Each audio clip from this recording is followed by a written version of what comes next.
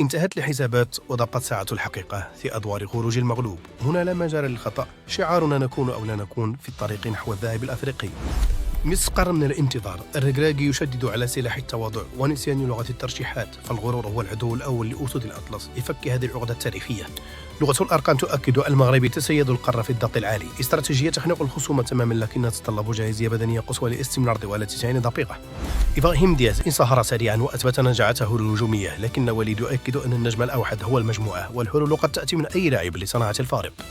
القائد سيد سيستعيد عافيته، لكن الغموض يكتنف مشاركته أساسيا. مناورة ذكية من الركراكي لإرباك الخصم والحفاظ على أسرار تشكيل الخطة الأخيرة.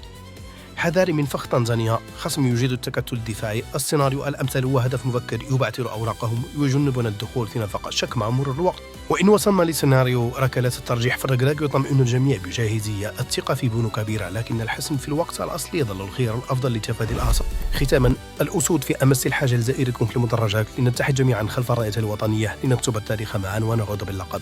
ديما مغرب.